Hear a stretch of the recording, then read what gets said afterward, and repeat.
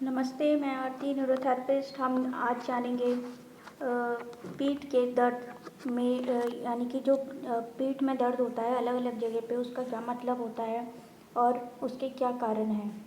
ठीक है, तो ये हमारा है बैक साइड डायग्नोस्टिक चार्ट। ठीक है, इसमें बैक पेन चार्ट भी कहते हैं इसको। तो आज हम जानेंगे कि विभिन्न पॉइंट्स में बैक साइड में दर्द होने का क्या मतलब होता है। ठीक है, तो जो ये हमारी गर्दन यहाँ ख़त्म हो रही है, ये हमारी बैक साइड में, ये हमारा सर्वाइकल पेन का पॉइंट होता है। सर्वाइकल पेन है यानी कि उस व्यक्ति को जहाँ जिसके यहाँ पे पेन है। ठीक है, तो इसके लिए हम सर्वाइकल के ट्रीटमेंट्स देंगे।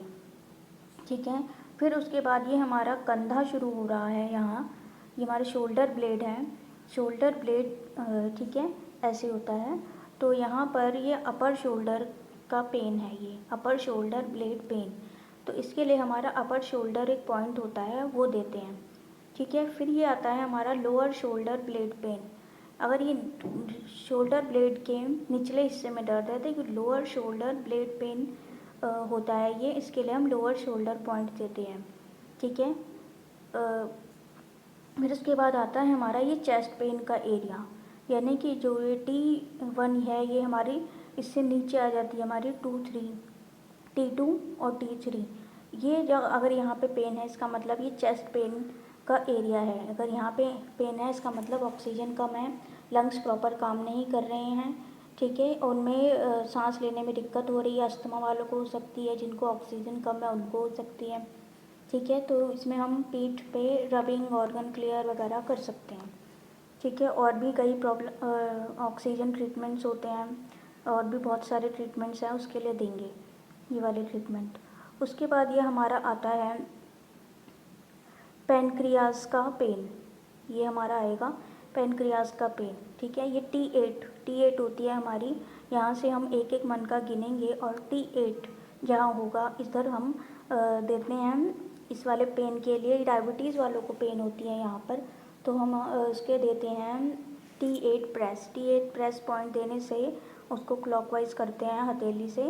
तो यहाँ पे दर्द अगर निकल जाता है और कुछ समय बाद वो पॉइंट देने से जो डायबिटीज़ भी यानी कि शुगर, ब्लड शुगर कम हो जाती है। ठीक है, उसके बाद आता है ये पेन ड्यू टू स्प्लिन। ये स्प्लिन का पेन होता है, यानी कि हमारे बैक साइड में, लेफ़्ट साइड में व्यक्ति को अगर पेन है तो इसका मतलब ये स्प्लिन का पेन है। स्प्लिन में क्या होता है, स्प्लिन में पेन होने से यानी कि इम्यूनिटी लेवल कम है, इम्यूनिटी लेवल कम है, स्प्लिन कम काम कर रहा है। स्प्लिन के बहुत सारे काम होते हैं।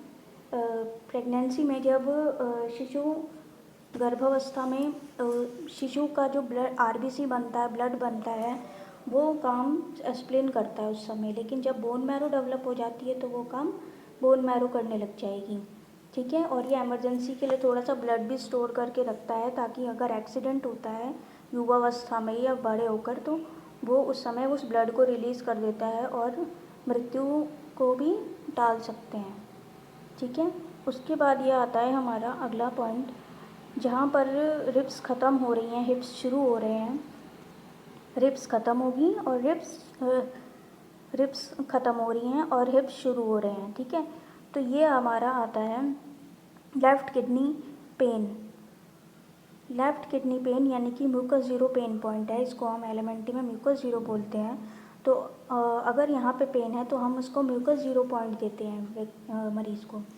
म्यूकस जीरो पॉइंट देने से क्या होता है, बॉडी से एसिड बाहर निकल जाएगा और उसमें एल्कली की मात्रा बढ़ जाएगी।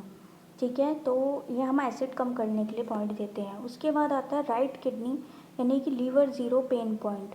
अगर ये यहाँ पे दर्द है तो यानी कि ये लीवर ज़ीरो का दर्द है राइट साइड पे। ठीक है, जहाँ हिप शुरू हो रहे हैं और रिब्स ख़त्म हो रही हैं। तो ये वाला लीवर ज़ीरो पॉइंट देने से क्या होता है कि हमारे बॉडी से एल्कलाइन कम होता है और एसिड बढ़ता है। यानी कि जिनको एल्कलाइन की प्रॉब्लम है उसके लिए हम लीवर ज़ीरो पॉइंट देते हैं और राइट किडनी स्टिमुलेट होती है। ठीक है, और एसिड बाहर निकल जाता है, एल्कली बढ़ जाता है। एल्कली कम हो जाएगा, एसिड बढ़ जाएगा। ये हमारा पॉइंट होता है म्यूकस पेन पॉइंट से थोड़ा नीचे अगर पेन है तो। ये हमारा होता है इन्फ्लेमेशन इन इंटेस्टाइन।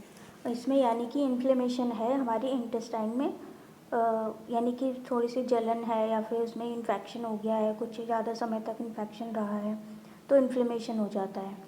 तो आंतों में इन्फ्लेमेशन हो गया है तो इसके लिए हम म्यूकस 0 देते हैं, ठीक है। इससे क्या होता है, इन्फ्लेमेशन कम होएगी। एसिड ट्रीटमेंट होते हैं और भी बहुत सारे ट्रीटमेंट्स होते हैं, ठीक है। उसमें क्या होता है, हमारा एसिड ट्रीटमेंट से एल्कली बढ़ जाएगा, यानी कि बॉडी में वाटर कमी हो गई है, पानी प्रॉपर पिएंगे तो ये समस्या से निजात मिल सकती है। उसके बाद ये आता है हमारा अपेंडिक्स का पेन। अपेंडिक्स का पेन यानी जो ये हिप्स के राइट साइड पे हो रहा है, यानी कि अपेंडिक्स का पेन है, ये राइट ओवरी पेन भी कहते हैं इसको। राइट ओवरी में यानी कि लेडीज़ में राइट ओवरी का पेन, यानी कि उनके जेनिटल एरिया में राइट ओवरी में कुछ प्रॉब्लम है, ठीक है, जेनिटल प्रॉब्लम है, इस वजह से हम इसको लेफ्ट ओवरी पॉइंट पे देते हैं, ठीक है। और अपेंडिक्स का भी यहीं पे ही सर्कुलेशन होगा, उसके लिए भी हम लेफ्ट ओवरी देंगे, ठीक है। तो लेफ्ट ओवरी में कुछ भी प्रॉब्लम है, राइट ओवरी में कुछ भी प्रॉब्लम है तो हम राइट ओवरी पेन होता है तो हम इसके लिए राइट ओवरी पॉइंट देंगे, यानी कि राइट ओवरी के बहुत सारे काम होते हैं। ये हमारा प्रोजेस्टेरॉन बनाने का काम करता है। प्रोजेस्टेरॉन के बहुत सारे काम हैं, पीरियड्स को रोक के रखना, जब 15 दिन प्रोजेस्टेरॉन काम करेगा, 15 दिन एस्ट्रोजन काम करता है, ठीक है। एस्ट्रोजन आने से हमारे पीरियड्स आते हैं और प्रोजेस्टेरॉन से हमारे पीरियड रुक जाते हैं, ठीक है। तो ये वुमेन के लिए बहुत इम्पॉर्टेंट हॉर्मोन्स होते हैं। ये आता है हमारा left ovary pain, left side पे जो पेन होगा बैक साइड पे, ये लंबर का पेन भी है, लेफ़्ट ओवरी का पेन भी है। यूट्रस में प्रॉब्लम है, प्रोस्टेट ग्लैंड में प्रॉब्लम है, यूरिनरी ट्रैक में डिसऑर्डर है, यानी कि यूरिनरी एरिया में इन्फेक्शन हो गया है, यूटीआई का प्रॉब्लम हो गया है तो इनके यहाँ पे पेन होगा, ठीक है, लोअर बैक में। तो हम इसके लिए लंबर पॉइंट्स देते हैं, लेफ्ट ओवरी पॉइंट्स देते हैं, यूट्रस के पॉइंट्स देंगे, प्रोस्टेट ग्लैंड के देंगे, जिससे वो एक्टिवेट होते हैं और हमारा यूरिन सही मात्रा में निकलेगा, पानी की मात्रा बढ़ा देंगे तो इससे ये इन्फेक्शन कम हो जाता है। और न्यूजेन्स फार्मूला इस एरिया के पेन के लिए बहुत अच्छा है। WD पॉइंट, अगर हमको जल्दी जल्दी में ट्रीटमेंट फटाफट मरीज़ को रिज़ल्ट देना है तो इसका मतलब हम WD पॉइंट दे देंगे, नहीं तो हमें पूरा वैसे फार्मूला देना चाहिए। न्यूजेन्स फार्मूला इस एरिया के पेन के लिए बहुत अच्छा है, ठीक है। बाकी फिजिकल पॉइंट्स दे देंगे, ठीक है, लंबर एरिया के जो भी फिजिकल पॉइंट्स होते हैं, L3, 4, 5 घिसाई है, ठीक है। और उसके बाद ये आता है हमारा टेल बोन पेन, यानी कि जो यहाँ पे हमारी ये रीढ़ की हड्डी ख़त्म हो रही है, ठीक है, यहाँ पर हमारा टेल बोन का एरिया होता है। टेल बोन जहाँ हमारी एंड हो रही है रीढ़ की हड्डी, तो उसमें हम टेल बोन पेन का पॉइंट होता है हमारा, वो देंगे, ठीक है। वैसे तो यहाँ पे कुंडली पॉइंट भी होता है, लेकिन टेल बोन पेन के लिए उसको थोड़ी देर के लिए प्रेस करके रखते हैं। और बाकी और भी कई ट्रीटमेंट्स हैं। पहले तो हम इंजरी ट्रीटमेंट देंगे, डायरेक्ट पे टेल बोन पॉइंट नहीं देते, तो उसका दर्द निकालने के लिए कई और भी पॉइंट्स हैं। पहले अच्छे से डायग्नोस करना पड़ेगा कि किस वजह से है। कई बार जैसे हम धड़ाम से गिर जाते हैं, सीढ़ियों पर चढ़ते चलते कई बार गिर गए तो हमारे टेल बोन में पेन हो जाता है, तो उसके लिए हम प्रॉपर डायग्नोस करके फिर वो ट्रीटमेंट्स देंगे। तो ठीक है, आज हमने जाना कि बैक साइड में विभिन्न जगह पे पेन होने से उसका क्या मतलब होता है, हमारे कौन कौन से ऑर्गन्स डिस्टर्ब हैं, तो उसके लिए हमें क्या क्या ट्रीटमेंट्स देने चाहिए। अगर आपको इस एरिया में कोई पेन है तो आप न्यूरोथेरेपी की मदद लें और अपनी समस्याओं से निजात पाएँ। ठीक है, तो मिलेंगे अगली बार किसी नए टॉपिक के साथ। नमस्ते।